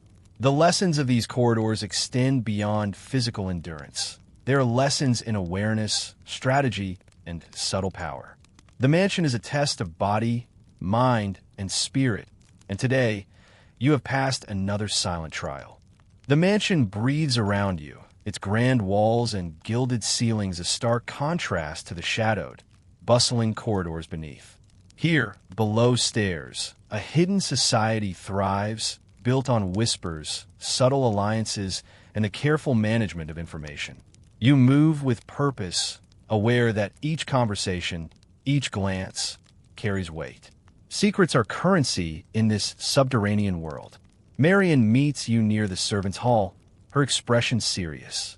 Listen closely today, she says, her voice barely above a whisper. Rumors travel faster than footsteps. Know them, and you have power. Ignore them, and you are blind. You nod, acutely aware that survival here depends not only on labor, but on understanding the unseen dynamics between colleagues. A whispered warning about the cook's mood, the housekeeper's latest grievances, or the family's unusual requests could save a reprimand, or worse. The kitchen is alive with subdued tension. The cook, a stern woman with a sharp eye for errors, organizes her staff like a general preparing soldiers for battle. You move alongside the younger servants, demonstrating subtle guidance without overt authority. Every gesture matters. The placement of a spoon, the order of ingredients, even the quiet timing of footsteps. One misstep, speaking out of turn, fumbling a tray, could draw the housekeeper's scrutiny. In the corner, Ainsley, a fellow servant, murmurs of a family scandal, an inheritance dispute whispered across the drawing room walls by careless tongues above. Marian's eyes flash with knowing caution. Keep your ears open, but your lips sealed, she instructs. You realize that information here is more dangerous than a spilled soup or a cracked plate. Knowledge could be a shield, or it could be a snare. Your tasks pull you from room to room, dusting ornate furniture, refilling candles, and arranging breakfast for the second service. Each movement is deliberate, almost ritualistic. The air is scented with beeswax polish, fresh bread, and the faint trace of perfume lingering from the family above. These olfactory markers, mundane to the household, become signals to the trained servant's senses. A recently used corridor, a hurried visitor, a room left momentarily unattended. In the laundry, whispers continue. A dispute over a missing ribbon escalates quietly, tension crackling under the surface like static. You intervene subtly, redirecting attention and preventing a confrontation that could escalate to the housekeeper's attention. Every intervention here is a delicate balance. Too little, and chaos spreads. Too much, and suspicion falls on you. The mansion demands constant navigation, not only of physical spaces, but of human emotion and politics. By mid-afternoon, the house is alive with muted activity. Servants move in synchrony, invisible currents of labor and obligation weaving through the corridors. You pause at a small alcove, taking in the hidden architecture, staircases winding behind cupboards, narrow passages leading from the kitchen to the servants' quarters, secret doors used for discreet communication. Each passage is a testament to the ingenuity and endurance of generations who labored in silence. A sudden noise, a silver tray dropped in the dining hall above, makes you jump. The clatter echoes like gunfire. Instinctively, you move to stabilize the situation, ensuring the younger servants respond with calm efficiency, polishing the surface immediately and preventing further disruption. The family may never know of the near disaster averted below stairs, but the skill and composure required to manage it quietly is a core part of your existence in this hidden world. By evening, you are weary but alert. Lessons of vigilance, discretion, and social navigation weigh heavily. Each day below stairs is an exercise in endurance, physical, emotional, and psychological. You have carried the weight of unseen labor, absorbed tension without complaint, and managed secrets without revealing your hand. The mansion, in all its grandeur, depends entirely on the silent mastery of those who move below its polished floors. Finally, as the household quiets and lamps are dimmed, you retreat to the servants' hall. The brief respite is precious, yet fleeting. Tomorrow, the cycle begins again. Labor, observation, and the subtle art of survival in a world where every whisper, every shadow, and every small motion carries significance. Here, in the quiet and darkness, you understand that being a servant in a Victorian mansion is as much about mastering the invisible as it is about performing the visible. The morning begins like any other. The chill of the stone floors creeping into your bones, the smell of coal smoke and polished wood filling the air, and the quiet hum of preparation as servants move to their stations. But there is an edge today, a tension hanging heavier than usual. The housekeeper has chosen this morning to make her rounds, inspecting every nook, every servant, with the precision of a hawk. You can feel it before she enters, the invisible weight of authority, the pressure to be flawless. Marian gives you a brief, almost imperceptible nod. Her eyes say, "Be ready." You take a deep breath, hands slightly trembling despite years of service. Every motion you make is deliberate, adjusting a chair, aligning cutlery, ensuring that polished surfaces gleam under the soft morning light. Your muscles tense with anticipation, your ears strain for the first sign of the housekeeper's presence. Then you hear it, the soft, crisp tap of her boots against the hallway floor. She appears at the top of the servants' staircase, her silhouette rigid, hands clasped behind her back. Her gaze sweeps across the room, sharp and unyielding. Servants freeze, each one acutely aware that any misstep will be met with swift reprimand. The air feels heavy, as if the walls themselves are holding their breath. She begins her inspection methodically, moving from kitchen to pantry, pausing to check the alignment of spice jars, the folds of freshly laundered napkins, the sheen of polished silverware. Your pulse quickens with each step she takes. One minor imperfection, a smudge on the tea tray, a slightly crooked spoon, could draw her ire. Your eyes dart constantly, ensuring that every detail meets her exacting standards. In the laundry, a younger servant hesitates over folding a stiff starched shirt. The housekeeper's eyes flick to the child, and you sense the tension radiating in the room. A wordless understanding passes through you. Intervention is necessary. You step forward subtly, guiding the hand, aligning the folds, and whispering encouragement just loud enough to be heard. The housekeeper pauses, glances briefly, then moves on without comment. Relief floods through you, mingled with lingering anxiety. In the kitchen, another test emerges. A pot of porridge has boiled over slightly, leaving a thin crust along the stove. The cook is momentarily distracted, and your instinct is to step in, wiping the edge clean and replacing the pot on the fire. Every motion is careful, precise, conscious of the housekeeper's gaze now fixed on the work area. Success is measured in invisible triumphs, a task completed without drawing attention. The housekeeper's scrutiny extends to personal conduct as well. She notices posture, the timing of steps, and the precision of speech. Any hesitation is a potential flaw. When she stops near you, her eyes meet yours briefly, piercing and assessing. You lower your gaze, steady your breathing, and continue your work with a quiet, resolute focus. The tension is almost physical, pressing against your chest and shoulders, demanding perfection. Hours pass in this relentless rhythm of observation and labor.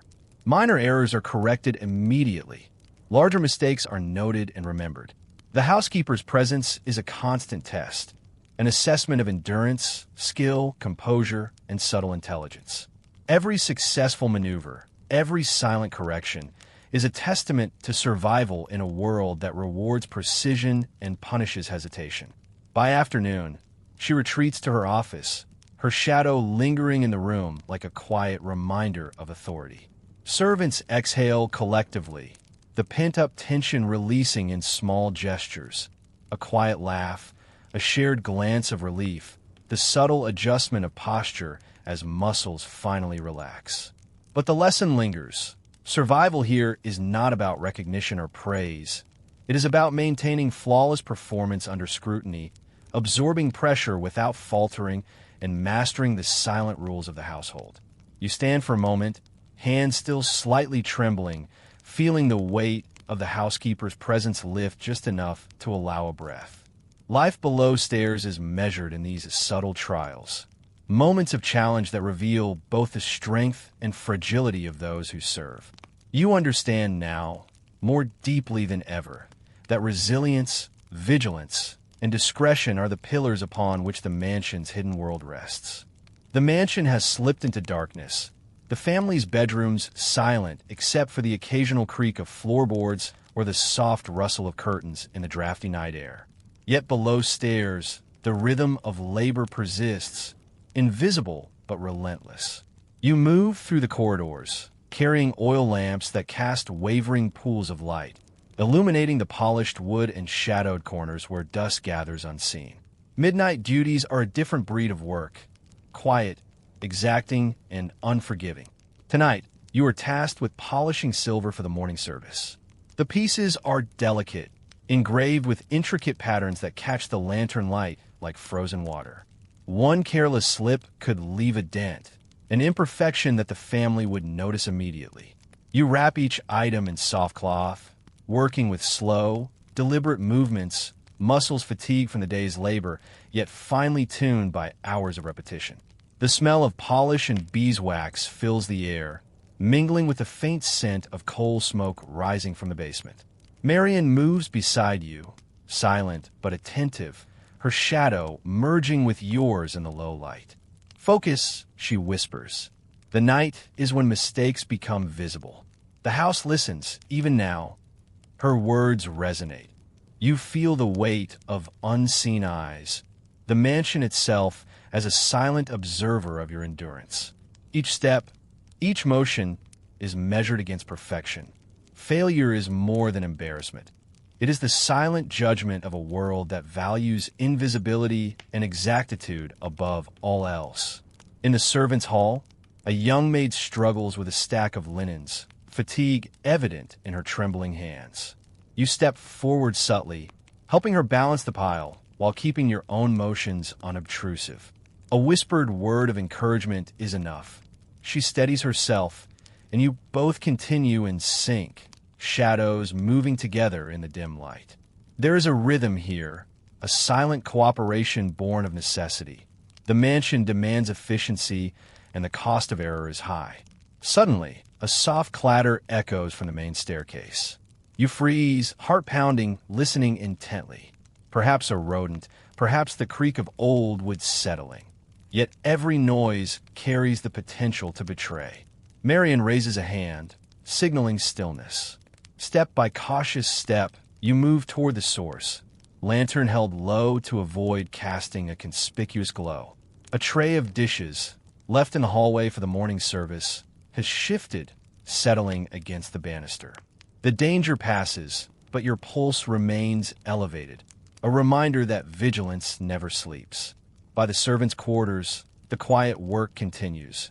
Mending uniforms, preparing footwear, checking coal stores, and ensuring that every corridor is swept and orderly.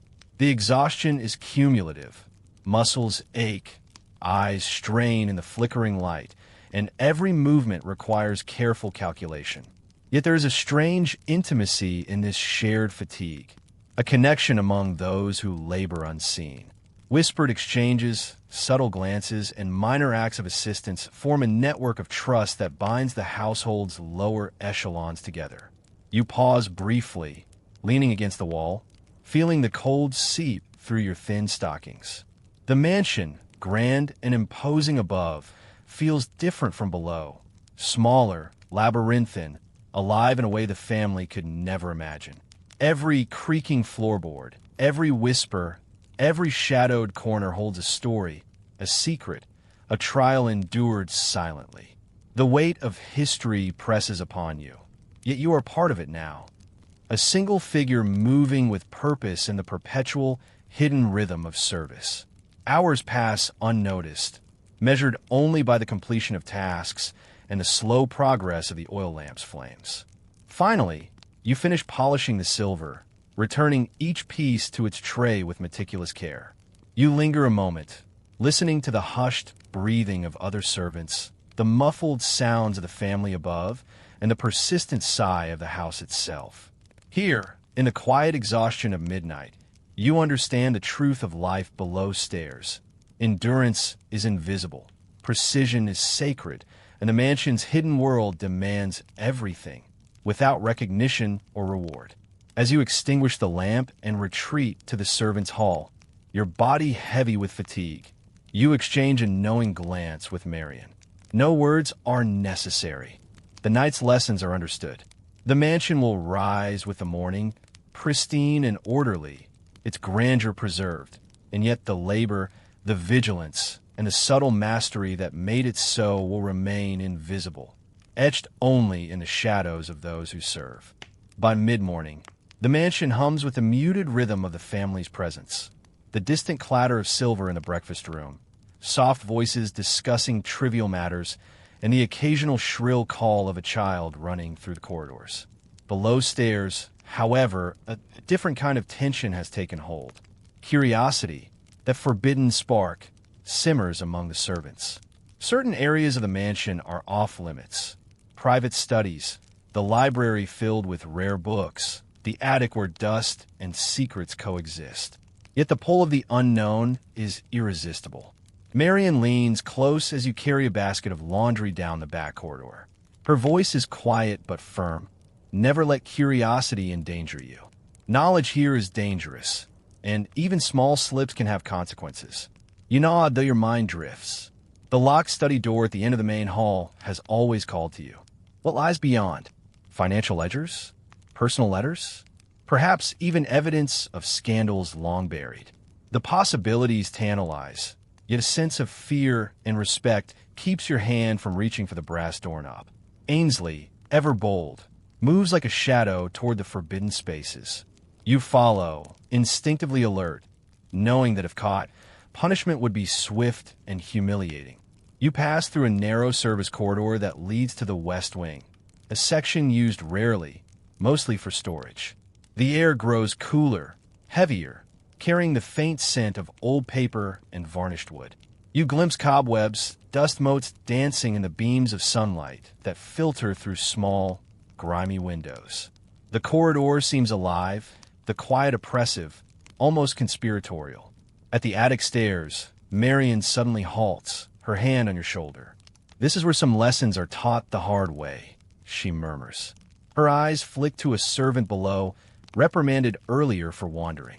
The consequences of overstepping are not always corporal, but are remembered in whispered warnings, lost privileges, or subtle ostracism. In the servant's hierarchy, reputation is everything. Curiosity unchecked can destroy it. You realize the attic, the library, even certain family chambers are less about secrecy than power. Power held by those above and enforced by those below who obey the rules. Yet the lure of the unknown is magnetic. You steal a glance at the attic door, polished but neglected, slightly warped from age. Your fingers itch to touch it, to lift the latch and peer inside.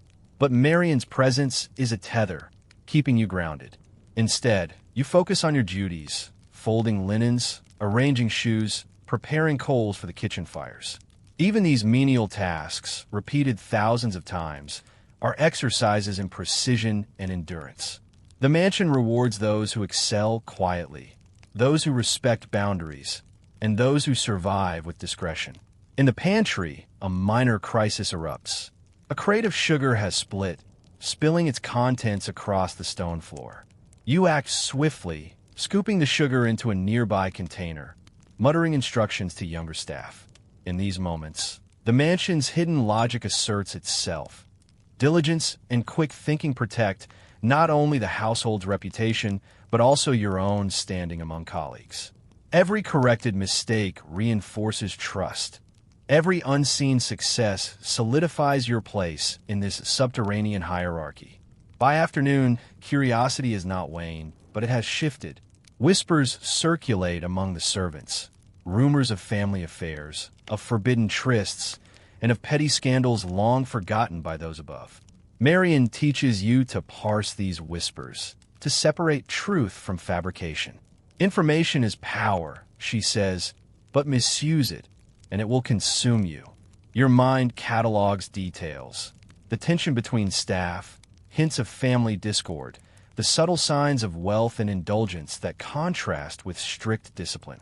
In this web of observation and discretion, survival is as much mental as physical. As evening falls, the mansion's shadows deepen, stretching long across polished floors and dim corridors. You retreat to the servants' hall, carrying a stack of clean linens. The air is thick with exhaustion, yet the satisfaction of a day navigated successfully warms you. Curiosity remains, simmering beneath the surface, tempered by wisdom. You understand now that the mansion's hidden world is a complex landscape of rules, whispers, and boundaries.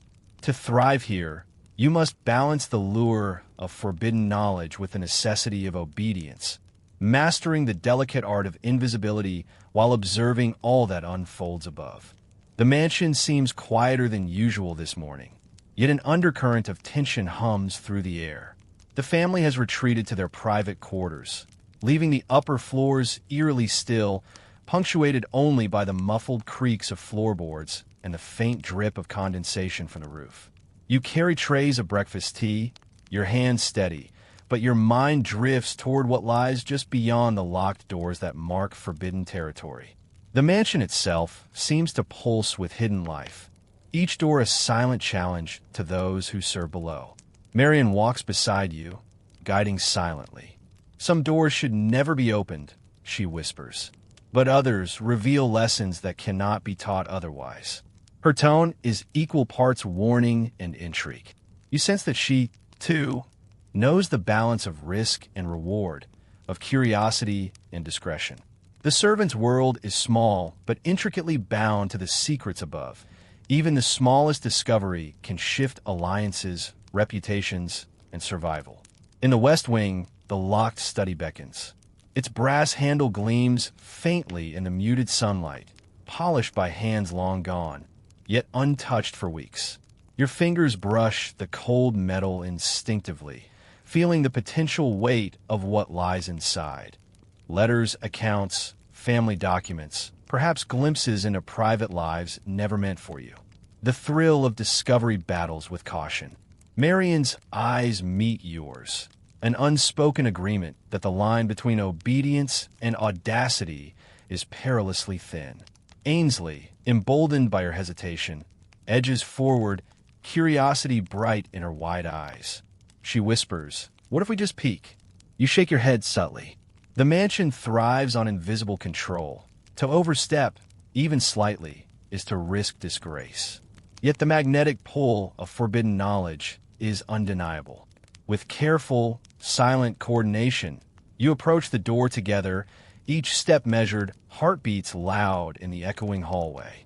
Suddenly, footsteps above floorboards make you all freeze.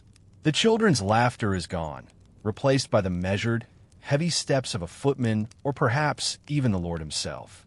Marion gestures sharply for stillness, and you flatten against the wall, trays held carefully, breath shallow. The moment stretches, tension coiling tightly like a spring ready to snap.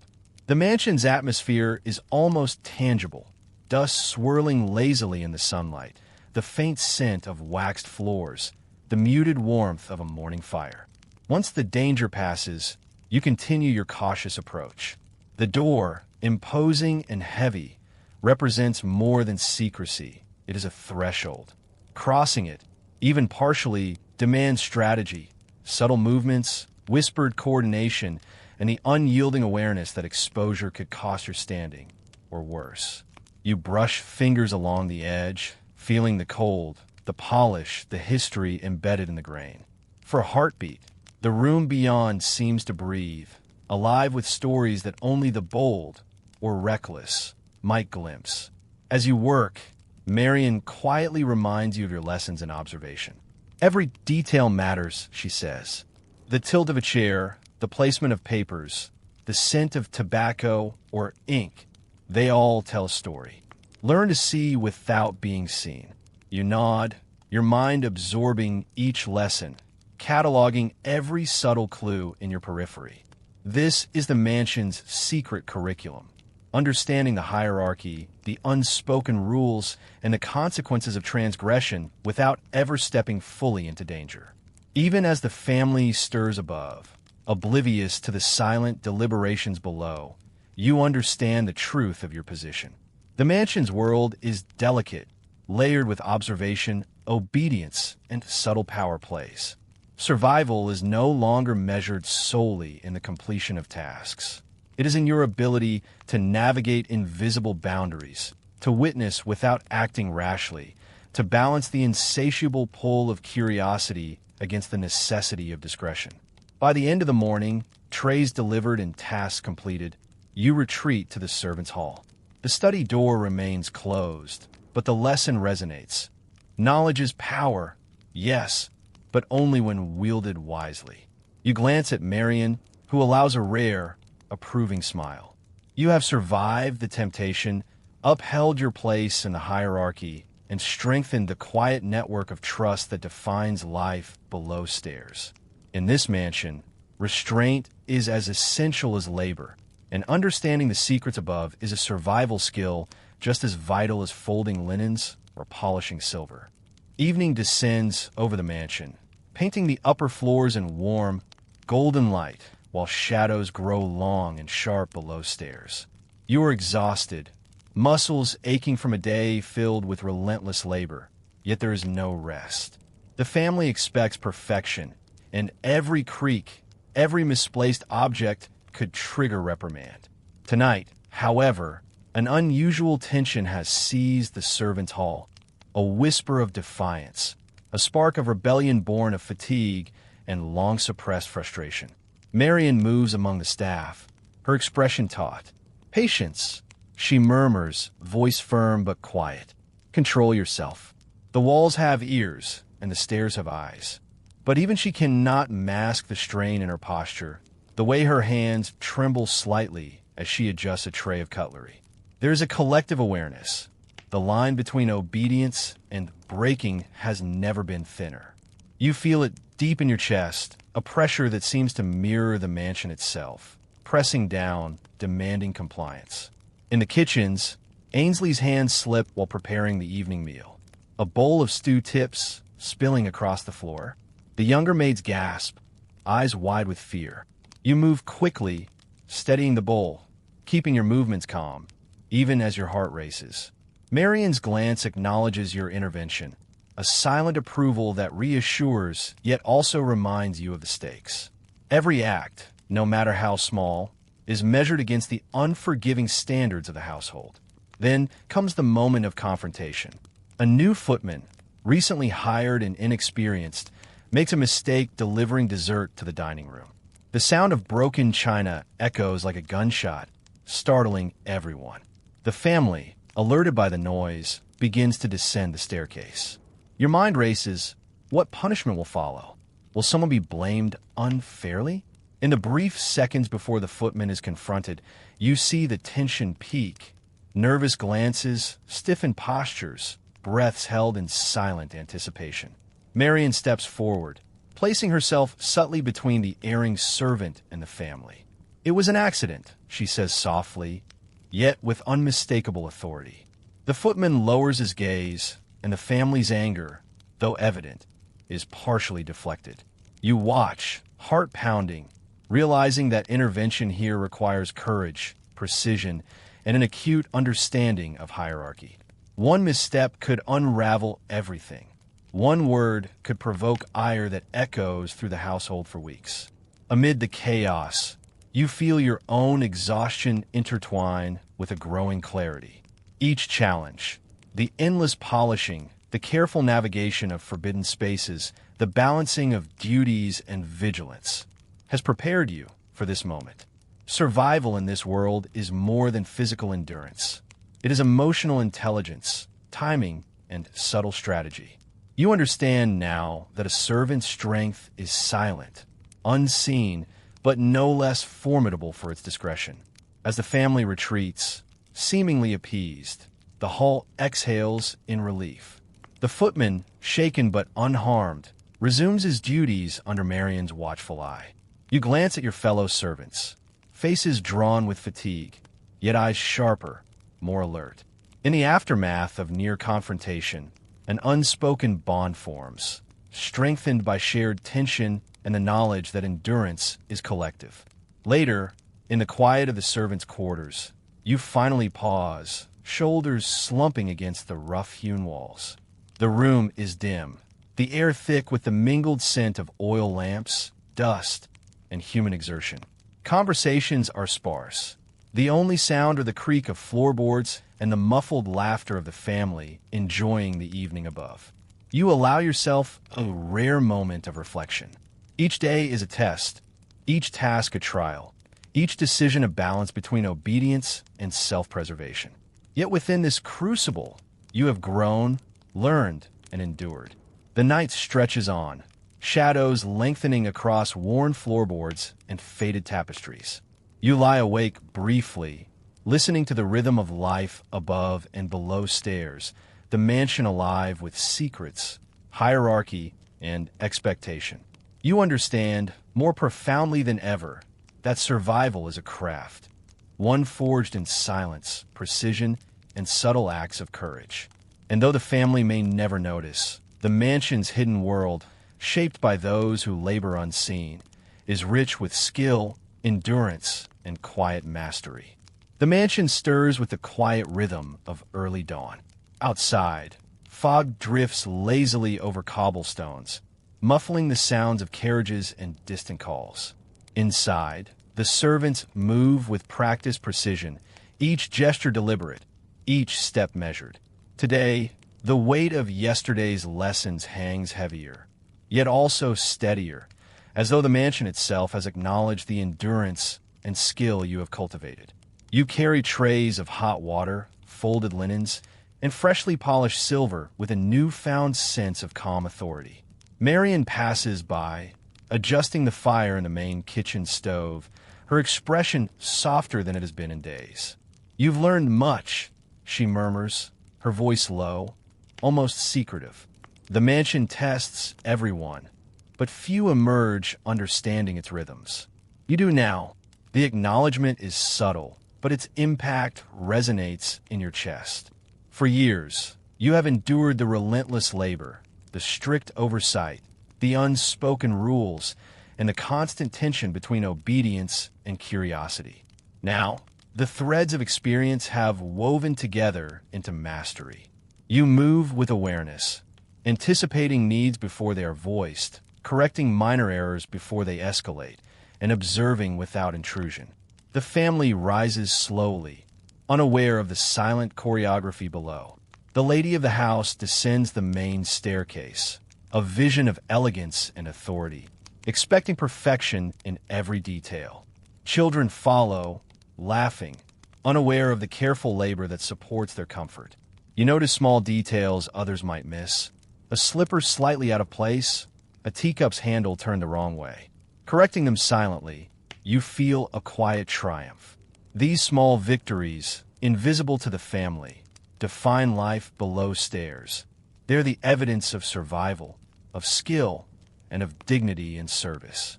Ainsley and the younger servants gather briefly to exchange hushed reflections on the night's events.